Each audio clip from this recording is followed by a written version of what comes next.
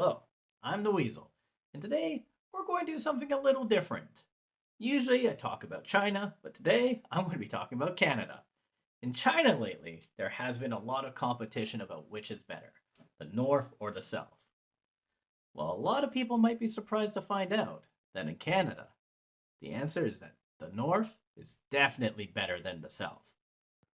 First off, you need to learn a little bit about Canada. It's not a land of eternal ice and snow. There are actually a lot of really nice summers in most of Canada, but we don't just have a north and south. No, we have a south, the near north, the far north, and the deep north. There is a reason the Raptor slogan is "We are the North." Now let's start with in southern Canada. Yeah, you might be able to get a lot of TV channels. But who watches a lot of TV these days? And just how big is this TV? Even a projector has nothing on what the North has. It's the Northern Lights, the Aurora Borealis. It's one of the most magnificent wonders of nature, and it's on the biggest screen you can imagine. This cannot be matched by any TV ever. Now, housing in all of Canada is expensive. It's not too different up north. But the big difference is what you get for that price. In Vancouver, Toronto, you might get a small box, and you better be happy for that small box. You love that small box. In other parts of Canada, yeah, you might get a yard with a little bit of grass that you have to make look all nice so that you look the best out of the neighborhood. But in the north, you get everything as your backyard. Like, and I mean everything. Yeah, you can watch your dog run away for days in Saskatchewan, but does your yard have some whales in Saskatchewan? I don't think so. And there's only one place in Manitoba you have to watch if your dog makes a new friend and it ends up being a polar bear. Well, all the far north, you have to watch out because your dog might make friends that you're not too impressed with. Now, I used to live in Vancouver, and it has a big geography problem when it comes to traffic. You have like three bridges that are running your life. Toronto just has the big collector of despair, like 16 lanes of waiting and yelling at each other.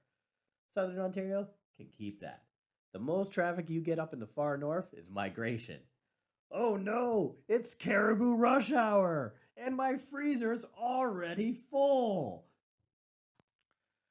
Canada is well known for its nature. So many animals and so many trees, we even stuck a leaf on the flag. Out of all those choices, we of course picked the magnificent beaver for our national animals. Such crafty builders, such huge rodents. The best thing about them is that they cut down trees. Seriously, those things are everywhere and always in the way. I mean trees, not beavers. That is not a problem in the deep, deep north. What's that? Still looking for a tree? Exactly. You can keep walking and not ever worry about having to hit a tree. That is just something so beautiful. One thing people always have to worry about in places like Calgary and Halifax is what to wear. Oh, it was -3 this morning, but a Chinook came in and now it's 15 degrees. What? It's rainy, it's sunny, it's windy, or calm. Why can't you make up your mind, weather? Up north, you don't have to worry about this. Oh, it's the summer? Okay, it's cool. Oh, it's autumn or spring? Okay, it's cold. Oh, it's winter? Make sure you've got more layers on than an onion. Yes, it may be a little chilly for some people. Like your phone is dead in 2 seconds if you pull it out of a pocket, and your tauntaun will freeze before you reach the first marker. But there is no question on what kinds of clothes you need to put on. Now, in southern Canada these days, you have a big problem when you go shopping. Do I buy local from the province? Do I buy from these local farms? Or do I buy this cheap stuff that's imported? What's the difference between this brand and that brand? Will my kids know if I buy the stuff that's on sale instead of their regular brand? Well, in the far north, almost everything is flown in. You don't have to worry about what to buy because with orange juice costing over $25 a jug, you can't really afford to buy any food anyways. So don't worry, the problem solved itself. Now, a modern problem that faces Canadian cities is that you have so many people and no real sense of community anymore.